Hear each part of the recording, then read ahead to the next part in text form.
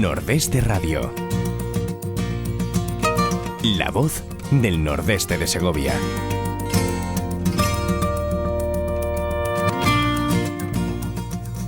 Amigos, muy buenos días, bienvenidos a Nordeste Radio. ¿Cómo pasa el tiempo? Hoy ya es 9 de marzo. Antes que nos demos cuenta, estamos con Semana Santa. Yo voy a bajar esto, que es mejor si lo bajo ahora. Perfecto.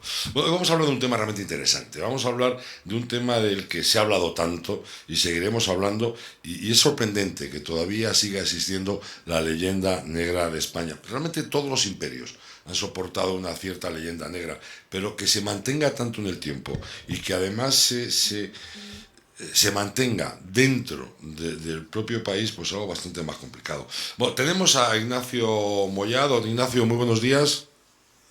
Buenos días, Ezequiel, buenos días a los oyentes de Nordeste Radio. Don Ignacio Moyá, ya saben que es comandante de infantería en situación de reserva, pero actualmente es máster en dirección comercial y marketing y además es socio y director de la empresa de formación Avante Consultores. Ignacio, antes de empezar con un tema con tanta controversia como la leyenda negra, sí me gustaría preguntarte qué opinas, qué sientes con lo que estamos viviendo ahora mismo todos con el tema de Ucrania. Hombre, pues lo veo con mucha preocupación porque creo que estamos metidos en un bucle que nadie podría imaginarse hace un tiempo que pudiéramos estar a este nivel de conflicto. A nivel geoestratégico está muy complicado y el problema es que no sabemos lo que tiene Putin en la cabeza. Uh-huh. Así que tenemos que estar muy pendientes y ojalá que quienes pueden mover las piezas en la dirección adecuada para mitigar este conflicto que se iluminen y que lo sepan hacer. Pero el tema es muy preocupante. Sí, el tema es muy preocupante. Además, lo que dices tú, muy desconcertante. O sea, no tenemos ni idea de lo que puede ocurrir y cuándo. Efectivamente, así es. Hombre, a nivel militar, yo en mi opinión, como antes, que Putin está moviendo bien su ficha. No me creo la parte de que el ejército esté mostrando más precariedad. Sí está mostrando algunas cosas que sorprenden, uh-huh. pero tiene que tener muchas bazas guardadas el ejército ruso. No, yo estoy seguro. Además que tampoco tiene ahora muchos caminos que seguir. Pues ese es el problema, que estamos metidos, como digo, en un bucle en el que yo no soy capaz de ver cómo puede ser el final de esto. Yo veo a Rusia como un elefante y sí que es verdad que desde la Comunidad Europea y la OTAN y demás, y todo lo que se le está bloqueando a nivel económico es como un elefante que está recibiendo unos cuantos impactos y a lo mejor conseguimos desangrarlo en un suma y sigue de mantenernos con contumacia en el tiempo, porque esto es lo que había que haber hecho en otras ocasiones. No lo sé, vamos a estar expectantes. Sí, ya seguiremos hablando a ver lo que va ocurriendo. Lo que sí es cierto es que la gente lo está pasando fatal y a nosotros también nos va a salpicar todo esto. Bueno, ¿te parece que empecemos a hablar de la leyenda negra española? Hombre, me parece muy bien. Pues, yo creo que tú has dado unas claves ya muy importantes. España como imperio ha tenido su leyenda negra, exactamente igual que otros, pero sorprende las dos variables que tú has dejado ya caer y efectivamente que se haya mantenido tanto en el tiempo que todavía tengamos que seguir hablando, porque tenemos que seguir hablando, no hemos llegado al final de poder pasar página de eso. Y que es que el ADN español se ha incrustado la leyenda negra. Es decir, hay muchos españoles que están en la idea de que cuando el río suena es que agua lleva. Sí. Oye, ¿por qué fue? Yo creo que fue injusta, ¿no? ¿Por qué fue tan injusta la leyenda negra contra España? Bueno, todas las leyendas negras son injustas, claro, eso por definición. Pero la nuestra yo creo que fue especialmente injusta porque fue un ataque desaforado durante 300 años orquestado por los países enemigos del Imperio Español que no podían consentir la insolencia, la impertinencia de un imperio que empezó a ser demasiado grande. Yo lo centro todo en la leyenda negra que se corresponde con la conquista de América. Y es muy injusta porque la táctica que utiliza la leyenda negra es de manera continuada y tiene mucho mérito. Es decir, nos ganaron la guerra de la propaganda y España todavía no se ha recuperado de aquello. Pero la táctica era minimizar lo bueno que hacía España y maximizar lo malo. España, como cualquier otra nación, ha tenido luces y sombras. Pero lo que han orquestado muy bien los anglosajones es todo que fuera bueno, lo minimizamos, y eso sostenido en el tiempo, pues da la impresión de que... Yo tengo una primera diapositiva ahí que pongo países con historia, sí. Que no sé si la podemos ver. Está puesta ahora mismo. Sí, yo empiezo hablando sobre esta diapositiva y no es por caer en la leyenda rosa, siempre he tratado, al hablar de nuestro pasado, de hablar las luces y sombras tal y como fueron, y considero que soy ecuánime. Pero si pongo ahí países con historia es porque me he preocupado de hacer un pequeño repaso a ver la historia de otros países, y es que Francia deja 1 millón de muertos en Francia, el holocausto alemán, 6 millones de judíos. Ojo con Ucrania, con Rusia, sí. Que en la época de Stalin y con métodos más sanguinarios todavía deja a 5 millones de muertos, y eso es una horquilla muy, muy relativa porque podrían ser más. Los belgas tienen al mayor genocida que ha dado la historia, un rey de ellos, no Bélgica, Bélgica no fue genocida. No, porque era Leopoldo, que además era propiedad suya, el Congo. Claro, era una cuestión privada, pero dejó a 10 millones de congoleños por el camino. Los portugueses iniciaron el cruel tráfico esclavista y tal. Es decir, con eso lo que quiero decir es que todos estos países tienen su sombra, pero todos han podido pasar página. Nosotros no. Nosotros se nos sigue acusando de un genocidio que encima, luego hablamos si quieres, nunca cometimos. Pero no sé si estás de acuerdo, Ezequiel, que tú hablas con un belga, con un alemán, con un francés y no está su pasado en la conversación. Y con un español, siempre hay una sombra de duda, ¿no? De lo que hicieron en América. Puede ser que los movimientos nacionalistas que hemos tenido en España hayan ayudado muchísimo a que se mantenga la leyenda negra. Mira, absolutamente. O sea, la secuencia es que cuando la leyenda negra empieza a saltar, no tenemos voces contundentes. España nunca ha tenido contundencia para defenderse y llamar a las cosas por su nombre. Hemos caído siempre en un buenismo, pero desde hace 300 años. Sí. Luego los anglosajones se preocupan de cada X tiempo recuperar la leyenda negra, lo cual nos socava también. Es decir, cuando estamos recuperando nos llega la Ilustración y los franceses nos dieron mucha caña. Cuando llegó el 5º centenario del descubrimiento de América, tuvimos que empezar a desayunar con el indigenismo que estaba metido de manera absolutamente artificial para hacernos daño. Eso entra en el ADN español, y lo más triste, desde luego, lo que tú acabas de decir, que se utilice como una herramienta con fines nacionalistas, independentistas, y claro, solamente escoger la historia, meterle un poco de presentismo, que ya hemos hablado de este radio, cada historia no se puede acudir con presentismo. Entonces dejas 4 titulares demagogos de lo que los españoles hicieron sin ponerlo en el contexto, y es penoso, claro, porque desde fuera yo me imagino a un austriaco, un francés, con los brazos cruzados diciendo, ¿pero será posible la de bofetadas que se dan los españoles entre ellos? Y que la leyenda negra sea una herramienta de pelear unos con otros, me parece deplorable, desde luego. No, yo tengo amigos extranjeros que dicen, chico, no os entiendo. Pero oye, ¿qué entendemos? Vamos a empezar por el principio. ¿Qué entendemos por leyenda negra? Bueno, ya la hemos definido prácticamente. La cuña Julián de Juderías en 1914 es una fecha ya sospechosa. Es decir, que hasta 1914 no hemos explicado qué es la leyenda negra. Bueno, y yo creo que vemos ahí en pantalla pues un movimiento propagandístico español y basado en lo que te he dicho antes. Es iniciar una guerra en el que durante 300 años, una guerra de propaganda, durante 300 años se va disparando a la línea de flotación española, y eso hace, pues mira, lo que he dicho antes del elefante ruso, en nuestro caso, el elefante español termina muriendo.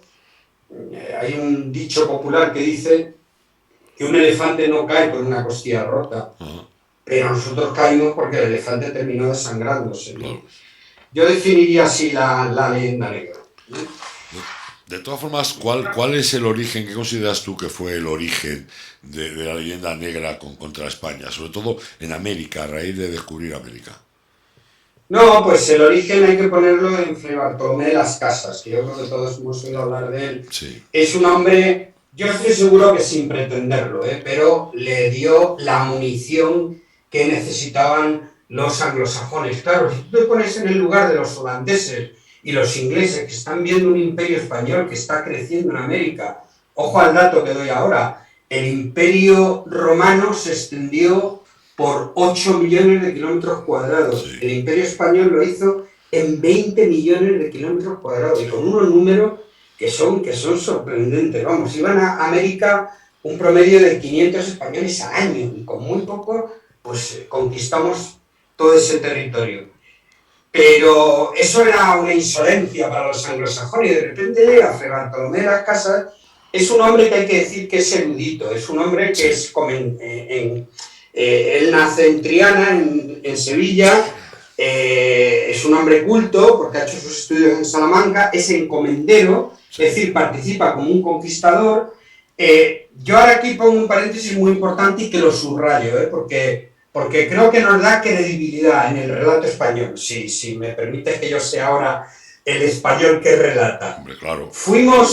¿Se hicieron brutalidades en América? Sí, durante los primeros 20 años. Es que lo contrario hubiera sido imposible. Claro. No se puede pretender que los conquistadores españoles llegaran con un tratado de antropología debajo del brazo y hablando de relaciones humanas, etcétera, etcétera, ¿no? Lo vamos a hacer más adelante con el otro dominico, con Francisco de Vitoria. Sí. Pero ¿quién fue entonces Fray Bartolomé de las Casas? Fue un conquistador que se empleó con brutalidad, pero luego es verdad que tuvo remordimiento de conciencia, abrazó el sacerdocio, es el primer sacerdote que tenemos en América, y tiene una metamorfosis absoluta, y donde dije digo, dice Diego. Pero esa segunda parte lo hace con tanta vehemencia, se habla de que probablemente tuviera trastornos psicológicos, y hace un relato tan descarnado de lo que hacen nuestros conquistadores, porque todo lo reduce a que los indígenas son ovejas y todos nuestros conquistadores son lobos. Y no se mueve de esa ecuación. Y además lo extiende por toda América. Lo cuenta de lo que él ha visto, que es verdad, que ha visto actos brutales, pero eso ya pasa en toda América. Y por eso termino con la figura de Fray Bartolomé de las Casas. Yo creo, y también dentro de la ecuanimidad, que los autores se reparten entre las casistas y antilascasistas. ¿Qué dicen los lascasistas? Porque Fray Bartolomé de las Casas fue el auténtico protector de los indios, y que gracias a él el Imperio Español estuvo legislando constantemente a favor de los indios, y lo hizo como no ha hecho ningún otro imperio. Totalmente. ¿Qué dicen los antilascasistas? Pues que con ese relato tan exagerado le dio la munición a los anglosajones. ¿Qué dice Ignacio Moyá? Y no es por estar en lo políticamente correcto, que ambas variables son de acuerdo, sí. O sea, son correctas. Es decir, Fray Bartolomé de las Casas fue capaz de una cosa y de la otra, de dar la munición, pero también fue una piedra en el zapato. Admirable nuestros reyes, cómo le hicieron caso en todo momento, y gracias a ese estar protestando constantemente se fue legislando. Pero el origen es desde luego Fray Bartolomé de las Casas. Hay unos, podemos ver en pantalla, hay unos lienzos, unos dibujos. Sí, los que se ve hacer una masacre. Sí. De Debris. Yo he puesto ahí 3 que creo que es interesante para quienes nos están viendo que lo vean, porque lo que hace Teodoro Debris, que es un orfebre alemán, dice, es que este discurso, no lo digo yo, es que nos lo ha dicho Fray Bartolomé de las Casas. El relato que él hace lo pasa a estos gráficos que estamos viendo en pantalla, y hace 17 grabados nada más, pero la imprenta ya está funcionando y eso nos hace muchísimo daño. Pensemos que los europeos de la época no están acostumbrados a ver más imágenes que las vírgenes y los crucifijos en las iglesias. De repente, además en distintos idiomas, la obra de Fray Bartolomé de las Casas se extiende por Europa con los grabados, y los grabados son tremendos, endemoniados. Son tremendos. Es que hay uno, me he preocupado de poneros, y es la número 7, que lo que vemos que hace Teodoro Debris sobre el relato de Fray Bartolomé de las Casas, hace un mercadillo, sí, aprovechando que los indígenas practican antropofagia y son caníbales, porque lo eran, sí. Pues ahí vemos cómo los españoles organizan un mercadillo para darle miembros humanos a los indígenas. Vale, es un disparate. Y la tercera, las dos primeras, son disparates de lo que supuestamente... Fíjate, la primera, la número 8, pero Sí. a ver si lo estoy leyendo bien, la 6. La 6, yo no sé si.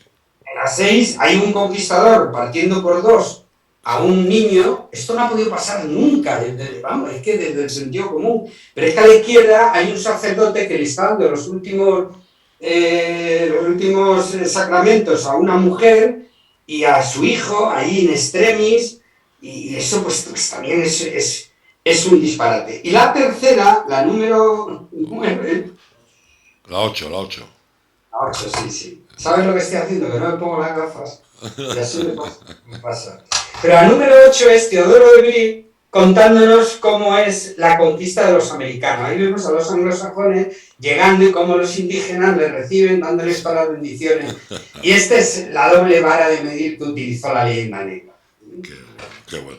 Lo que sí es cierto es que, claro, la verdad es que fíjate que los países que comentan y que fomentan la leyenda negra, sin darse cuenta de lo que han hecho ellos, que ellos sí que han hecho auténticas barbaridades. Porque de alguna forma el Imperio Español se comportó de igual manera que los otros o no. Porque yo creo que más que conquistar se colonizó, ¿no? Claro, efectivamente, nosotros nos llevamos la mala propaganda, es que jugaron muy bien esa baza, yo insisto, es la primera gran guerra de la propaganda que la articula muy bien, nosotros perdemos esa batalla. Pero esa propaganda lo que permite es tergiversarlo absolutamente todo y voltearlo. En Norteamérica hubo un genocidio de libro, cosa que nunca ocurrió en nuestro imperio. Mira, hay un concepto que acuña el filósofo Gustavo Bueno y que me parece que explica muy bien los tipos de conquistas que ha habido por parte de los imperios. Y claro, si tenemos ahí la diapositiva, cuando el cristianismo europeo se escindió, pues digamos que ahora los dos cristianismos, los protestantes y los católicos, abordamos la tarea de conquistar América. Lo hacemos, me parece que son con 180 años de diferencia. Eso no se dice, no se cuenta. Lo digo de otra manera, cuando en 1492 los hombres de Colón y Colón llegan a América, son hombres de la Edad Media. Sí. La Edad Media era una época sanguinaria, brutal. Estaba todo en términos, vamos, en aquella época, cuando ajusticiaban algo en Inglaterra, el verdugo se llevaba la cabeza bajo el brazo. Y nosotros igual, tanto la sociedad civil como la militar era brutal, era sanguinaria. Es que la civilización, la humanidad no nos la hemos ganado de la noche a la mañana, todo ha llevado su tiempo. Con lo cual, a nuestros conquistadores habría que exigirles como hombres de la Edad Media, cosa que no habría que hacer con los anglosajones, que 180 años después, en 1620, cuando el Mayflower llega a América, ya son hombres del Renacimiento, son hombres que están cultivados por el humanismo. El foco ya se ha pasado en la Edad Media, había un teocentrismo, Dios era el centro de todo, y ya en el Renacimiento se pasa a un antropocentrismo, el hombre pasa a ser el centro de todo y se empieza a entender lo que es la compasión, la piedad, la misericordia. Luego a los anglosajones, con respecto a los sirios y los apaches, habría que medirle con otra vara. Y sin embargo está todo tergiversado. Finalmente, como dice el profesor Gustavo Bueno, nosotros terminamos en el balance final haciendo un imperio generador frente al del norte, de los anglosajones, que fue depredador. ¿Cuál es la diferencia? El imperio depredador lo que hace es que aprovecha la tecnología, lo que lleva en vanguardia, el ser una civilización más avanzada, para aplastar a la otra. No se mezclan, crean factorías, no se meten en el centro de los continentes, explotan la riqueza. No universidades como nosotros. Universidades y hospitales. Somos un imperio generador, que nos metimos hasta la cocina, caímos en el mestizaje, dimos hospitales, dimos ciudades, y ese es el Imperio Romano. A mí el Imperio Romano me sirve mucho también como ejemplo. Cuando estamos en cualquier parte de España, lo mismo da Riazo en Segovia que en cualquier otro territorio, enseñamos lo que nos dejaron los romanos con orgullo. Y ellos no llegaron llamando a la puerta, ellos también se comportaron con brutalidad, pero fusionaron su cultura con la nuestra. Y le estamos muy agradecidos porque hoy somos una mezcla de lo que nos dejaron los romanos y lo que éramos como ibéricos. Lo mismo pasó en América. El problema es que ahora no se puede ver esa perspectiva por lo que pasó en la emancipación, pero antes de la emancipación era un territorio absolutamente rico, vamos, ciudades como Lima o México tenían alcantarillado y tenían una renta per cápita que no lo tenía ni Madrid, ni Lisboa, perdón, sí, ni Lisboa, ni París, ni Londres. Realmente los problemas de Hispanoamérica empiezan cuando los indianos, cuando España empieza a retirarse y se va dejando en manos de indianos la gestión de esas tierras.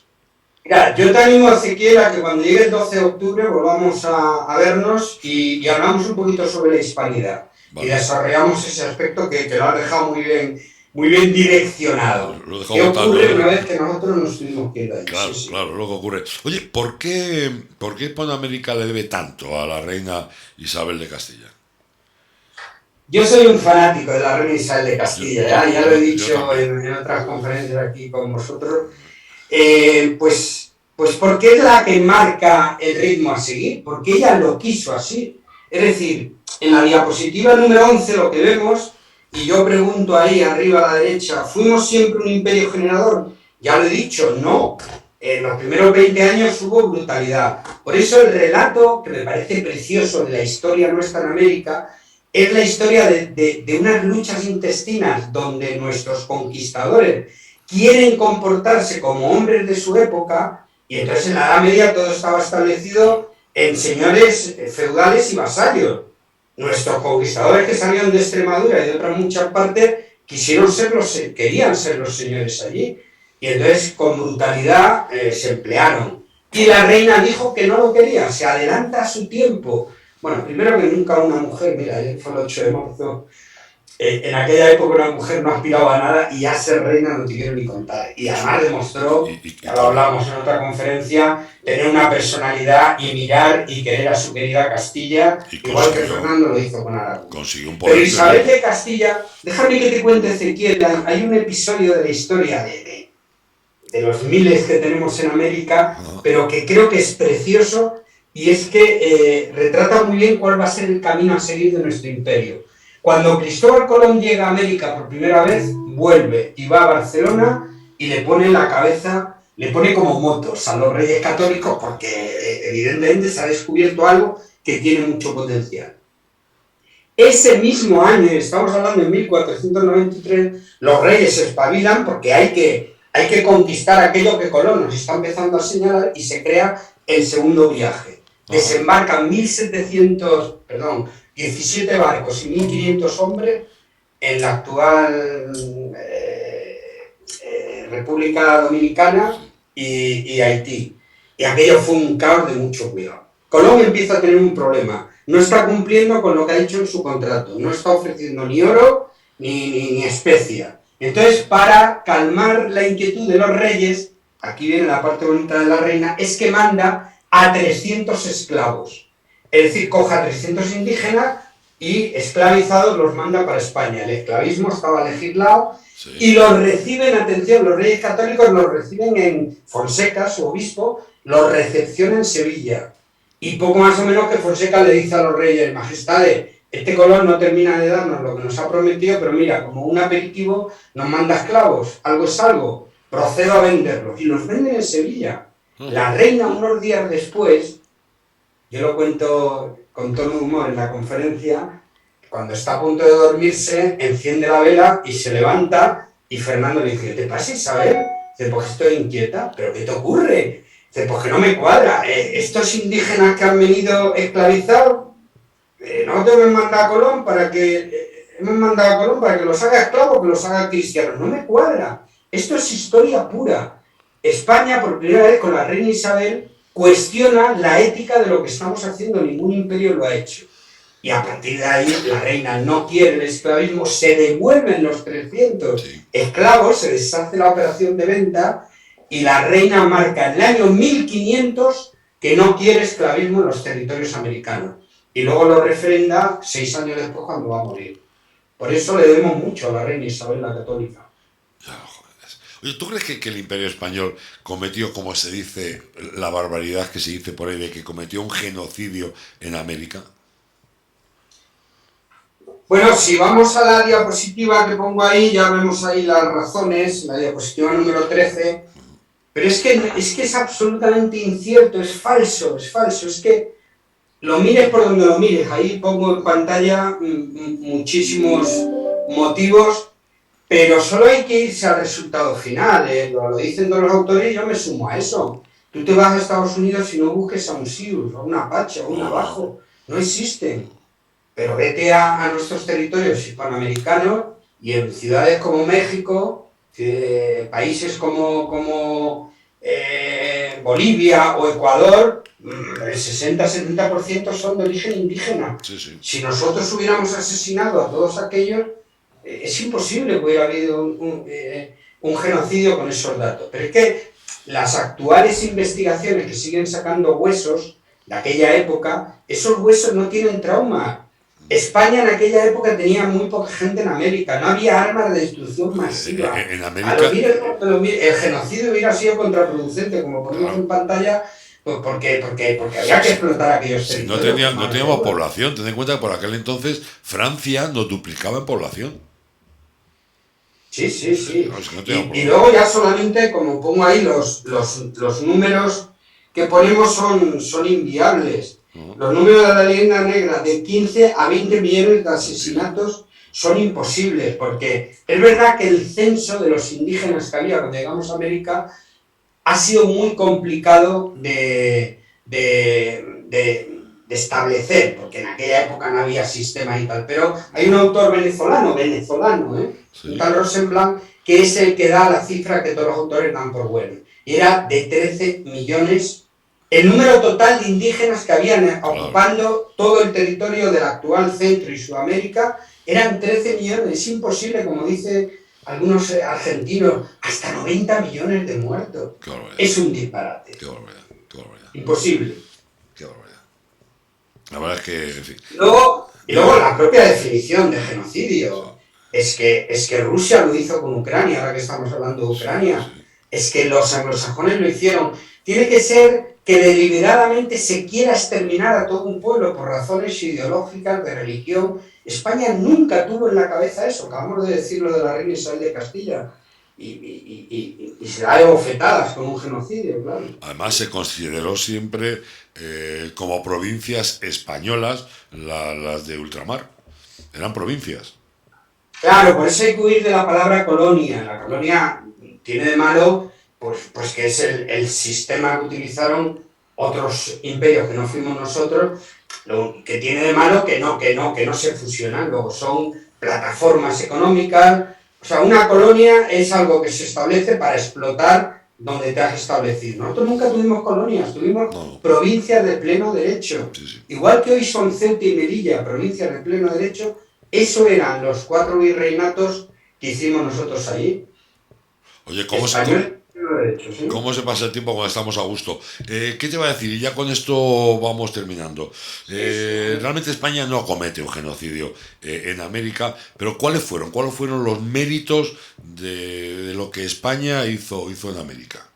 Claro, yo pongo en la diapositiva número 15 la destrucción que España llevó a América. Recojo una diapositiva muy poco, Sí. Pero es que yo lo que llamo la atención entre la diapositiva casi, bueno,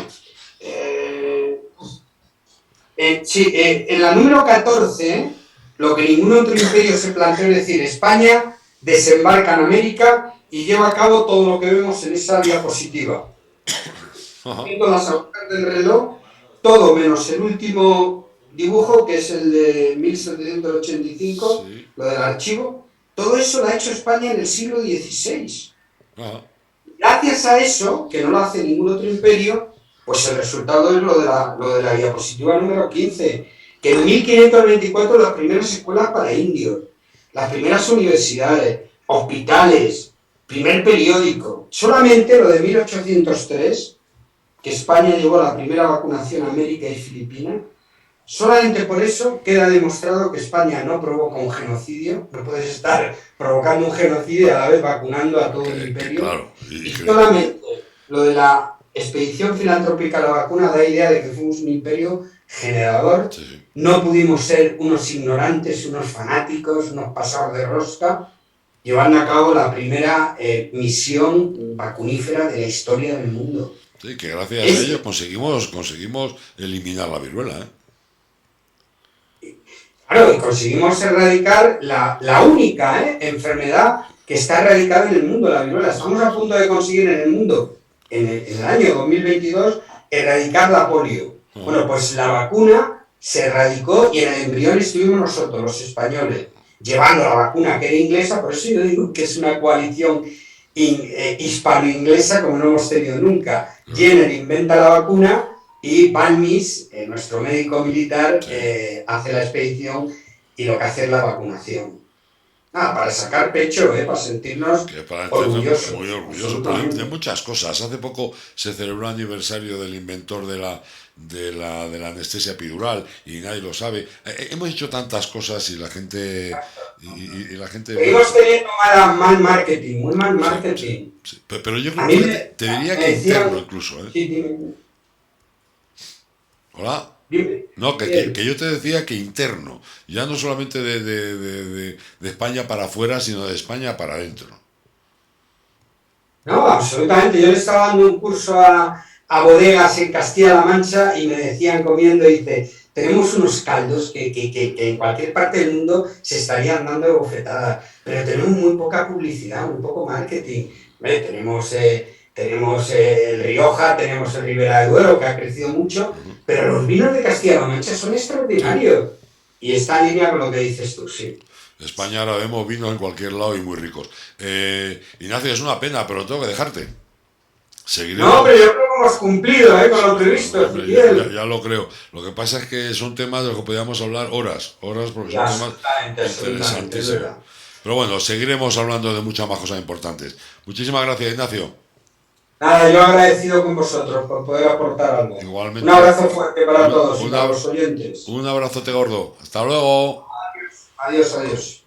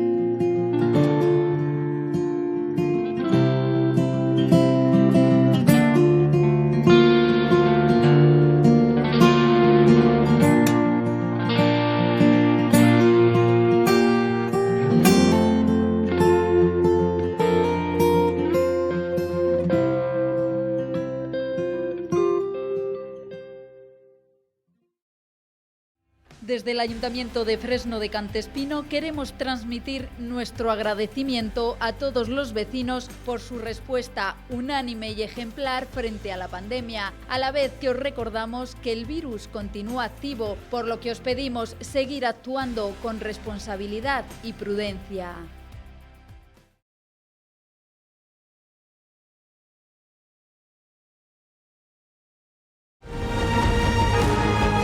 Riaza es patrimonio, es cultura, es gastronomía, es deporte, es naturaleza. Riaza es vida. Ven y disfrútala. Riaza, el pueblo más sano.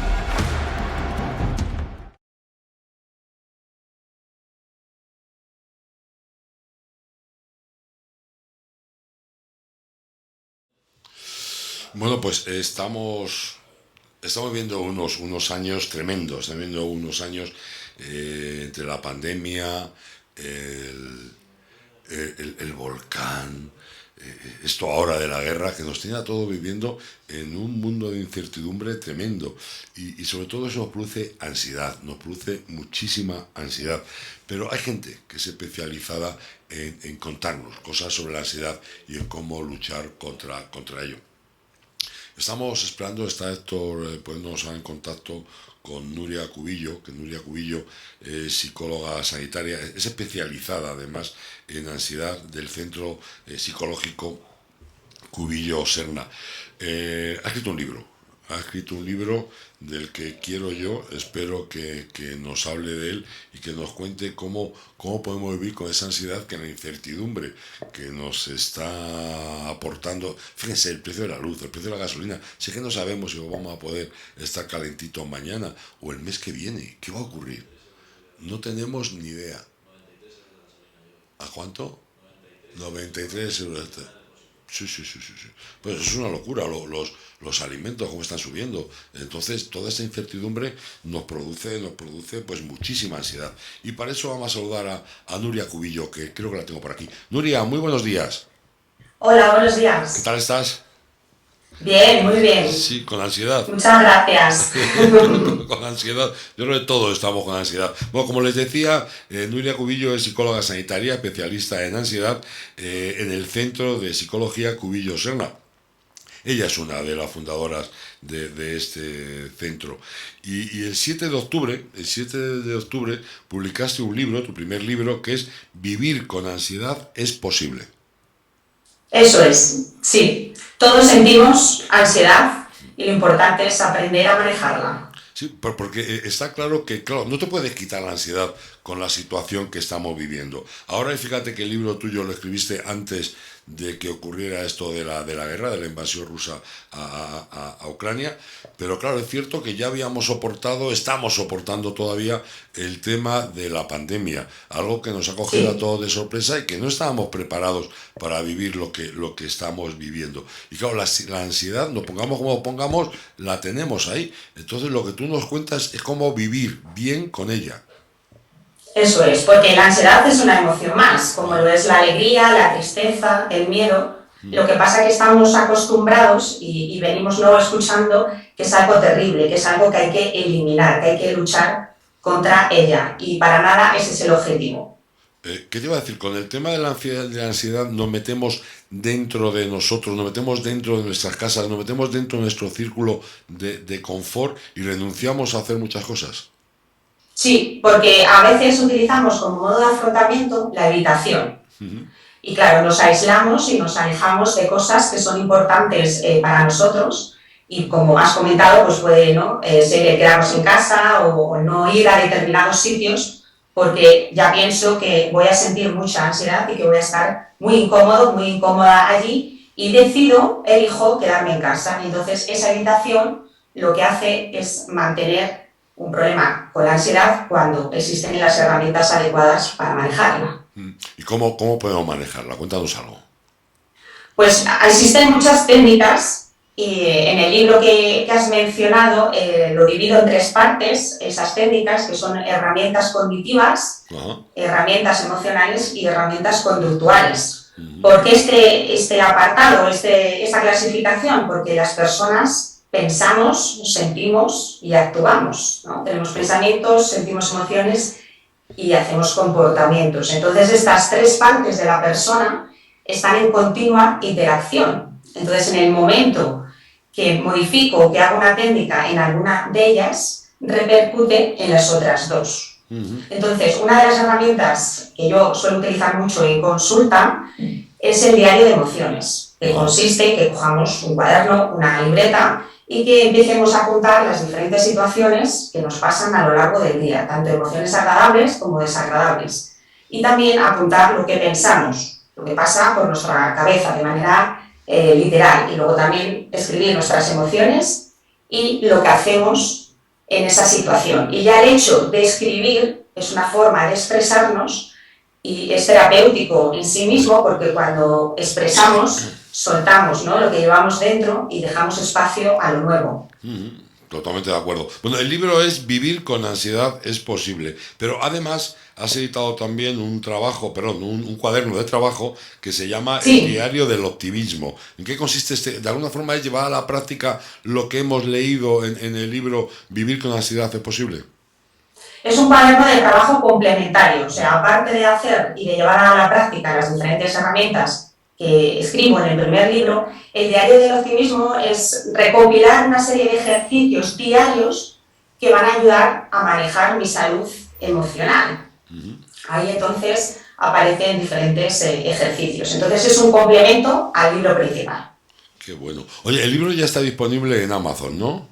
Sí, eso es, correcto. Además está disponible en 3 formatos diferentes, en tapa dura, en blanda y en electrónico. Oye, otra cosa, y para poder, alguna página web, algo donde la gente pueda cotillear un poco y enterarse de más cosas y de tus actividades.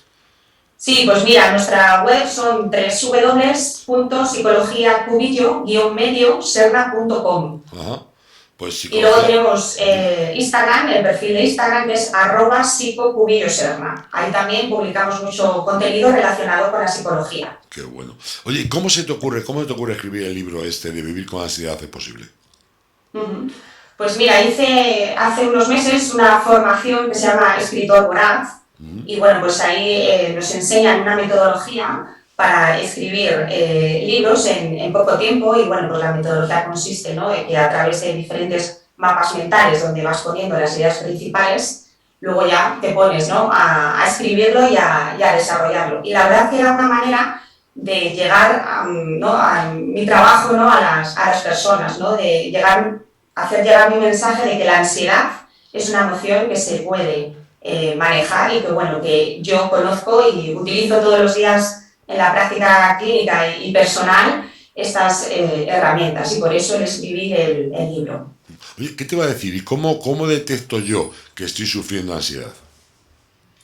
Pues lo vamos notando por todas las sensaciones que notamos en nuestro cuerpo. Nos notamos palpitaciones, sudoración, tensión muscular, me cuesta un poco también respirar, tengo presión en el pecho, eso por un lado. Y también por otro es el diálogo interno que yo voy utilizando, ¿no? También cuando anticipo en exceso, me preocupo en exceso, cuando quiero tener todo bajo control, cuando siento incertidumbre, todas estas causas y también, ¿no?, lo que sentimos en nuestro cuerpo me sirve de señales para decir, aquí está la ansiedad, aquí me está avisando.